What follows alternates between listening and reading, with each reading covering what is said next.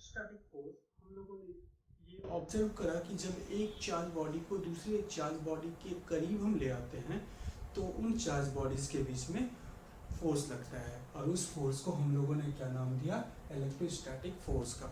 जब एक charge particle दूसरे चार्ज पार्टिकल को पास ले आए तो एक चार्ज पार्टिकल दूसरे चार्ज पार्टिकल के ऊपर फोर्स एक्सर्ट करना शुरू किया। जैसे ये एक चार्ज बॉडी है और ये एक चार्ज बॉडी है, इन दोनों को हम जब करीब ले आते हैं तो इनके बीच में या तो इलेक्ट्रोस्टैटिक अट्रैक्टिव फोर्स लगेगा या तो इलेक्ट्रोस्टैटिक रिपल्सिव फोर्स लगेगा।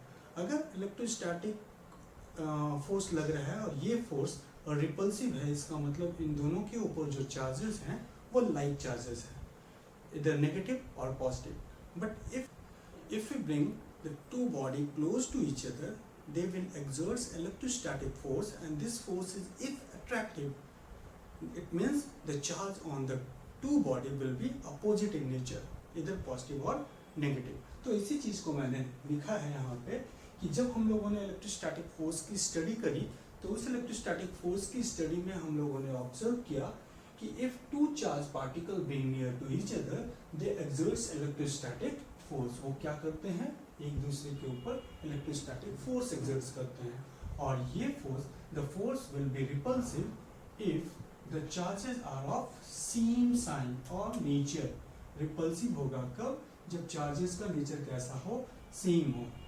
That is if we release one charge towards other, एक चार्ज को दूसरे चार्ज के तरफ हम अगर ऐसे रिलीज करते हैं तो हम देखते हैं कि अगर इनके बीच में रिपल्सिव फोर्स लगता है तो जो रिलीज चार्ज है वो एक्सेलरेटेड होगा away from the given charge, जो नीचे का चार्ज है उसे। तो उसी को मैंने लिख रखा है, that is if you release one charge towards other, the release charge accelerated away from the other charge. The force will be attractive। अब यही फोर्स अगर अट्रैक्टिव है, ये बॉडी इस बॉडी के ऊपर फोर्स लगा रहा है और वो फोर्स अट्रैक्टिव है, तो अट्रैक्टिव होने का मतलब ये है कि the charge on the two particle will be different in nature, that is different side के चार्जेस होंगे। और ऐसी कंडीशन पे अगर हम रिलीज करते हैं वन चार्ज पार्टिकल को towards other particle, the release charge accelerated towards other charge. क्यों? क्योंकि फोर्स कैसा है, अट्रैक्टिव। अब एक्सेलरेशन प्रोड्यूस होगा अट्रैक्टिव नेचर होने के कारण और एक्सेलरेशन प्रोड्यूस होगा रिपल्सिव नेचर होने के कारण। ठीक है, बॉडी में एक्सेलरेशन आएगा, इसका मतलब नेट फोर्स लग रहा है। नेट फोर्स की वैल्यू 0 नहीं है।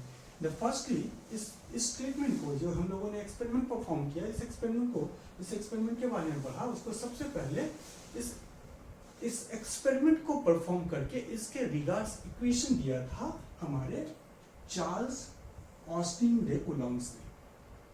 उन्होंने एक्सपेरिमेंट परफॉर्म किया था 1785 में और उस एक्सपेरिमेंट के थ्रू जो हम लोगों ने ऊपर लिखा, इसको उन्होंने ऑब्जर्व किया और ऑब्जर्वेशन के थ्रू एक इक्वेशन डिफाइन किया और उसी इक्वेशन को हम लोग क्या कहते हैं, इक्वेशन फॉर इलेक्ट्रोस्टैटिक फोर्स, और सिंपली इसको हम लोग क्या कह देते हैं, Coulomb's law for electrostatic force. ठीक है, जिसको जानने के लिए यहाँ मैंने एक जिस एक्सपेरिमेंट को उन्होंने परफॉर्म किया था, उस एक्सपेरिमेंट को कूलम्ब बैलेंस नाम की एक्सपेरिमेंटल डिवाइस के थ्रू उन्होंने परफॉर्म किया था, जिसको हम यहाँ पे बना के रखे हुए हैं, इसका डायग्राम ड्रॉ करके रखे हुए हैं। यहाँ पे एक ग्लास का चैम्बर इन्होंने लिया, ये ग्लास का चैम्बर हमने बना रखा है। इस ग्लास के चैम्बर में उन्होंने एक थ्रेड से, ये सस्पेंशन हेड था, उस सस्पेंशन हेड के थ्रू एक फाइबर का थ्रेड लगा के उन्होंने एक कंडक्टिंग बॉल्स को, कंडक्टिंग स्फीयर को, स्फेरिकल पार्टिकल्स को उन्होंने हैंग कर दिया, अलाइंस करवा दिया ग्लास चैम्बर के अंदर। साथ में उन्होंने दूसरे फाइबर्स, कंडक्टिंग फाइबर का यूज करके दूसरा एक spherical particle, spherical charge particle, spherical bodies का स्फीयर के शेप की एक छोटी सी बॉडी डिजाइन करी और वो भी कंडक्टर का था। और इन दोनों बॉडीज को मैंने यहाँ पे एक जो हैंग बॉडी थी जिसको फाइबर के थ्रेड से उन्होंने लटका रखा था, उसे मैंने ए का नाम दिया है। पार्टिकल क्या है, ए, इसको मैंने ए का नाम दे दिया। और दूसरा जो पार्टिकल है जिसको कंडक्टिंग थ्रेड से उन्होंने लटका रखा था, एक क्लैंप के थ्रू यहाँ से हमने एक कंडक्टर को कनेक्ट करके उससे थ्रेड लटका के रखा है और इस कंडक्टिंग थ्रेड के थ्रू हमने दूसरा एक स्फेरिकल बॉल यहाँ पे अरेंज करा है जिसको बी कहा। अब इन दोनों बॉल्स को इन्होंने एक ग्लास चैम्बर में अलाइन किया जहाँ पे calibration on the basis of angle suspend due to force, ये हमने कैलिब्रेट कर रखा है। कूलम्ब बैलेंस में यहाँ पे कैलिब्रेशन है।